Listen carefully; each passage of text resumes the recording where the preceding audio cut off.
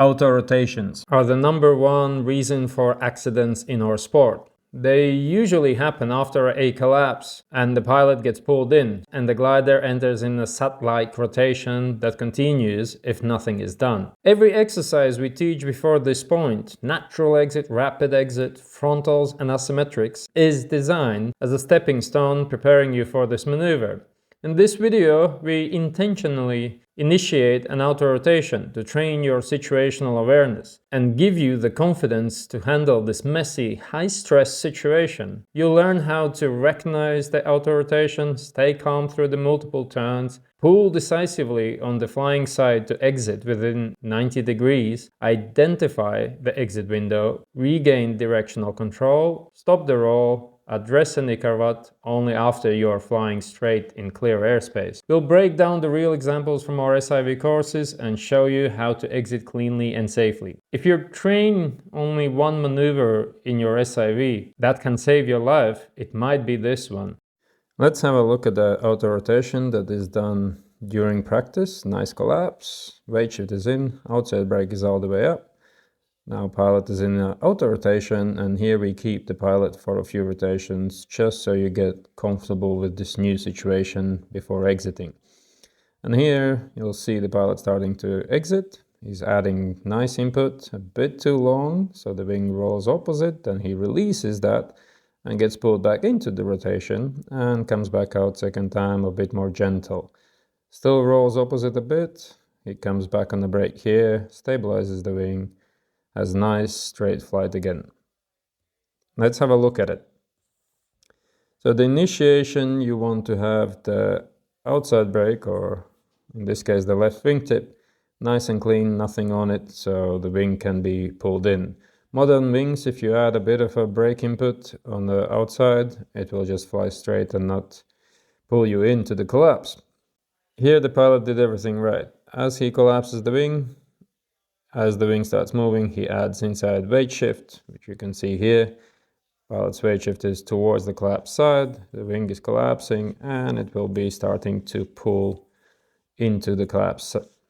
That's what we want to initiate the collapse. Here it's nice, big weight shift, clean trailing edge, and the wing is going into a sat-like configuration, which is auto rotation. One side is flying, pulling you in, the wing is flying forwards, you're going to be flying backwards. Here you can see that the wing is moving forward, the pilot is moving backwards, the center of rotation is somewhere between the pilot and the wing. That's effectively is what the SAT is like, just this one is with a collapse instead of a brake input.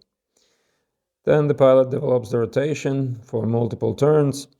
Here you can see he's starting to take wrap. He had no wrap on outside brake. You can even see the brake toggle there. It's a bit thicker line than the line that goes towards the pulley. And there's very little or no brake input on outside yet. So what he's doing here is just taking a wrap first to initiate the exit. They're still taking wrap. And as he's doing that, it's already braking a bit the wing. You can see that the trailing edge is a bit more curly there. And starting to add nice input here while weight shift is still in. And as he starts doing that, the wing stops. He comes under the wing. This is where you would ease up as you're under the wing at the exit window because the rotation has stopped, but he still has a lot of brake input on.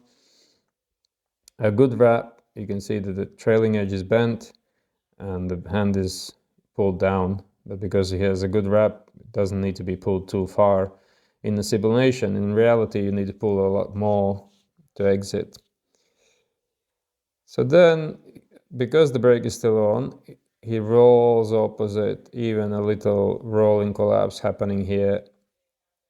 And he realizes that in a bit and lets his hand up the flying side.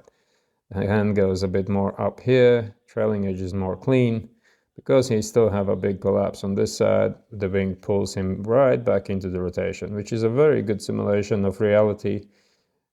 And then he comes back on it. You can see a big brake input here. Stops the rotation right under the wing. This time he's easing up sooner.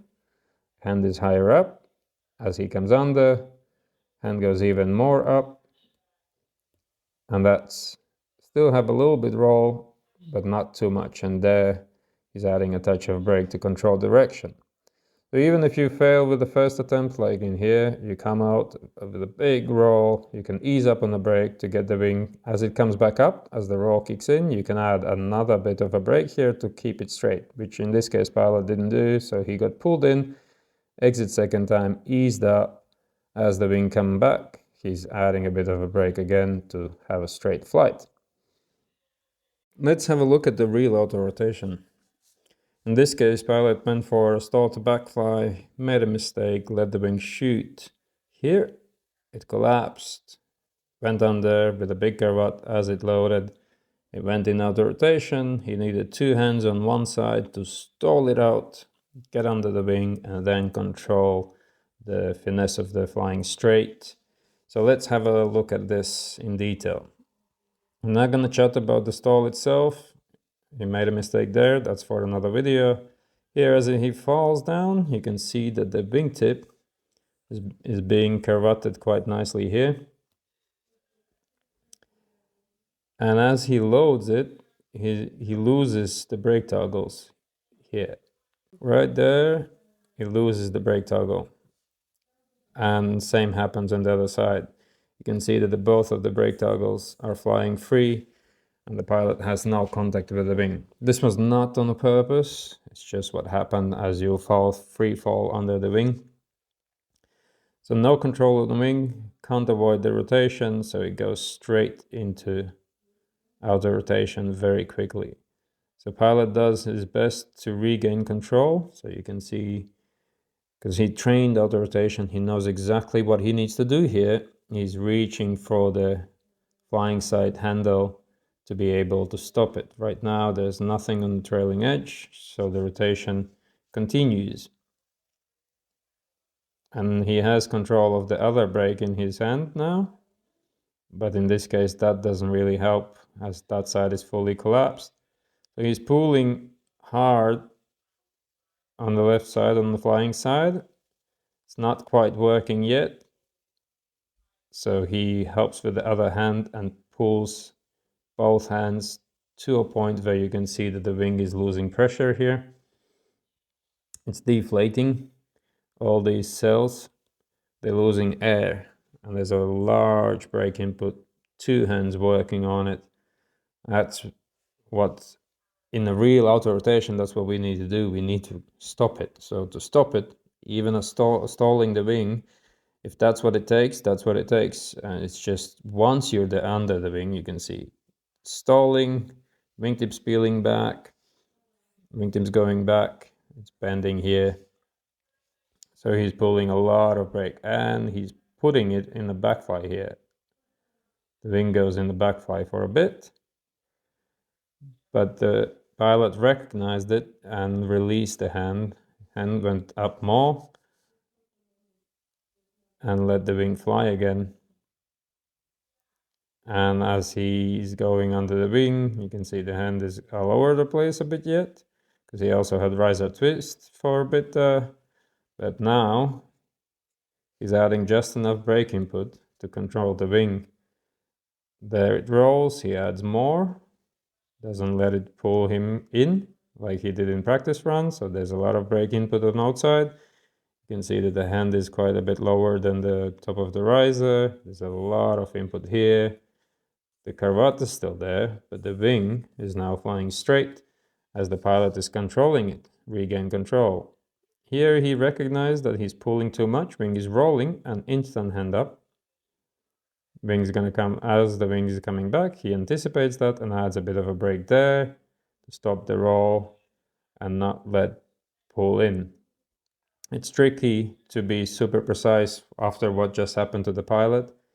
So there's a bit of a roll, but overall the wing is flying straight. And now he's clearing the cravat. Once he gained control of the wing, you can see the movement in the hand here.